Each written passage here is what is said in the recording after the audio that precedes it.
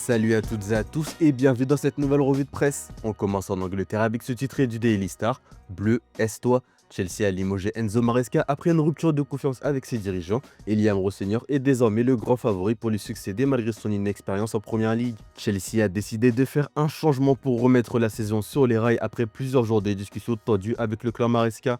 Le camp de Maresca affirme lui qu'il était prêt à démissionner de lui-même. Dans le Daily Mirror, on est revenu sur le chemin de l'autodestruction pour Maresca. En 18 mois, l'Italien a remporté la Coupe du Monde des clubs et la Ligue Europa Conference tout en ramenant Chelsea en Ligue des Champions. Pourtant, la dynamique s'est effondrée. Une seule victoire en 7 matchs de Première Ligue, 15 points lâchés après avoir mené au score et une chute à la 5e place. Les relations avec la direction se sont fortement dégradées, notamment après la déclaration il disait avoir vécu les pires 48 heures à Chelsea après la défaite de 1-1 à l'Atalanta.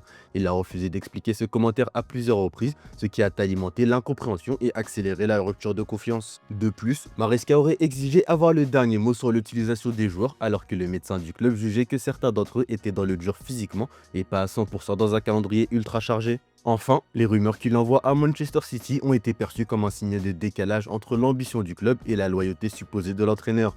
Pour lui succéder, Liam Rosseigneur, coach de Strasbourg, est considéré comme le principal candidat, même si son manque total d'expérience en première ligue est un choix risqué. Strasbourg attend fébrilement, peut-on lire dans l'équipe. Un départ de Rosseigneur serait un vrai coup dur sportif, mais aussi politique pour les Alsaciens. Les prochains jours vont être mouvementés dans la galaxie Blueco. En première ligue, dans les résultats d'hier, Manchester City a été accroché 0-0 par Sunderland. Les 4 sont parfaits, écrit le Mirror. Les Citizens voient leur série de 8 victoires stoppée et se retrouvent à 4 points du leader Arsenal. Dans les autres matchs, Liverpool a aussi fait 0-0 face à Leeds et Tottenham a fait le même résultat face à Brentford. En France, la Ligue 1 fait son retour ce soir avec un alléchant Toulouse-Lens en ouverture de cette 17e journée. Fête au chaud, tête froide, écrit l'équipe. Porté par une impressionnante série de victoires en Ligue 1, les Lensois pensent avoir fait ce qu'il fallait pour préserver leur dynamique pendant les fêtes et devenir champion d'automne. Du côté toulousain, la data, plus trop leur dada. Habitué ces dernières années à s'appuyer sur une base de données statique, le TFC tend à retrouver un fonctionnement plus classique en termes de recrutement. Un changement voulu par la nouvelle direction du club. À Marseille, on va pouvoir compter sur les retours d'Amine Gouiri et Ahmed Junior Traoré. Absents pendant de longues semaines, les deux attaquants de l'OM sont de retour à l'entraînement collectif depuis la reprise. Ils pourraient même jouer face à Nantes dimanche et constitueront de vrais renforts pour Marseille en 2026. Gouiri s'est blessé à l'épaule droite après un choc violent avec le gardien de l'Ouganda lors d'un match avec l'Algérie en octobre et il a dû se résoudre à l'opération, ce qui l'a privé d'une quinzaine de rencontres avec l'OM et surtout d'une participation à la CAN avec les Fennecs. Traoré, lui, a été victime d'une blessure musculaire à une cuisse droite en septembre. Il a rechuté au moins à une reprise, ce qui a entraîné la mise à l'écart d'un kiné en charge de sa rééducation, même si le club n'a jamais souhaité confirmer cette information. Les deux joueurs ont parfait leur réathlétisation au sein de la clinique Aspetar sans que le club ne communique sur ce déplacement, écrit l'équipe. Dans la Provence, on se demande, 2 ans après, quel bilan pour Benassia? Le directeur du football Olympia a déjà œuvré lors de 4 marchés des transferts avec le club marseillais. Le 5e s'est ouvert ces dernières heures. Le journal est revenu sur ses mercatos précédents en revenant sur ses très grands coups d'abord comme l'été 2024.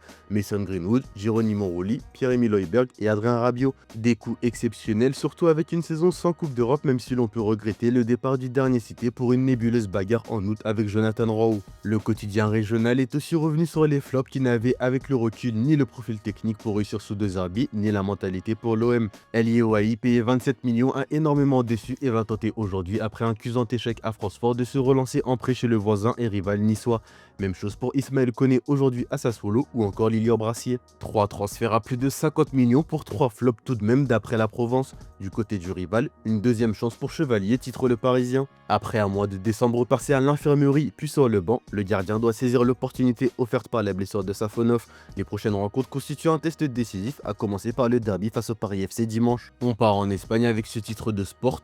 Peur pour Lamine. À 48 heures du derby face à l'Espagnol, Lamine Yamal n'a pas participé à l'entraînement collectif du Barça malgré sa présence au centre d'entraînement. Un signal qui n'a rien d'anodin alors que le club n'a pas communiqué officiellement sur son état. Si le Barça se veut prudent en interne, cette absence renforce forcément les interrogations sur la disponibilité de son ailier vedette pour le rendez-vous de samedi. Le numéro 10 des Catalans sera réévalué aujourd'hui.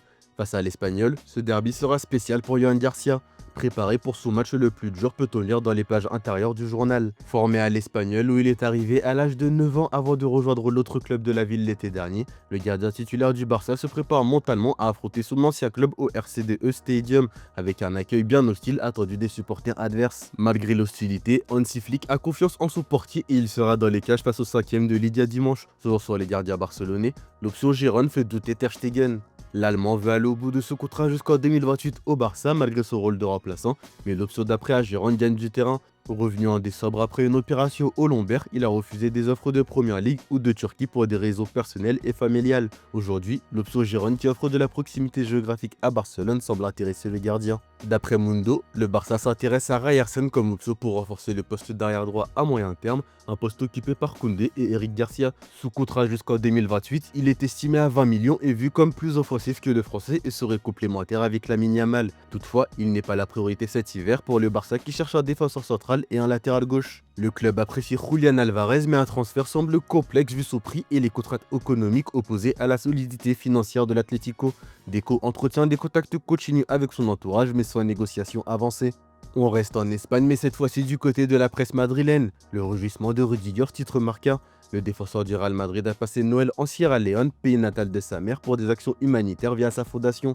Rudiger a organisé un grand déjeuner de Noël pour plus de 200 personnes handicapées avec des repas chauds et des colis de fournitures. Il a aussi soutenu 350 jeunes footballeurs avec des kits, ballons et du matériel Under Armour. Pour Marca, Xabi Alonso est à la recherche d'un autre Mbappé. La blessure de Kylian Mbappé, auteur des 29 buts en 24 matchs cette saison, contraint Xabi Alonso à repenser l'attaque du Real Madrid pour les matchs contre le Betis et la Supercoupe d'Espagne. L'option Rodrigo à la pointe de l'attaque est envisagée, un poste auquel il a déjà évolué et qui pour le coach permet d'intégrer Franco Mastantuono pour de la créativité entre les lignes. Une autre solution est Gonzalo Garcia comme lors de la Coupe du Monde des clubs, un neuf classique bien que Xabi souhaite réduire les expérimentations avec les jeunes. La dernière solution est d'aligner Vinicius et Rodrigo ensemble dans un 4-4-2. Problème, le Brésilien traverse une dizaine de 14 matchs sans but, son dernier remontant au 4 octobre contre Villarreal.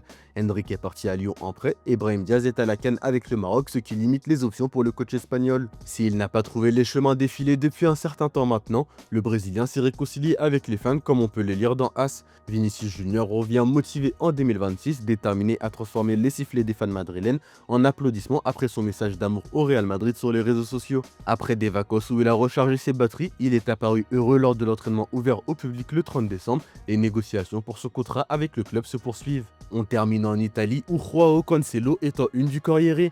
Cancelo dort, titre le journal. L'Inter Milan accélère pour le Portugais qu'ils veulent récupérer en prêt en provenance d'Al Hilal avec le club saoudien qui devrait couvrir une grande partie de son salaire. Les Nerazzurri veulent accélérer sur ce dossier qu'ils jugent crucial pour pallier à un besoin urgent et éviter la concurrence du Barça qu'ils savent freiner par les contraintes économiques. Du côté de l'autre club lombard, on s'active déjà aussi sur le mercato.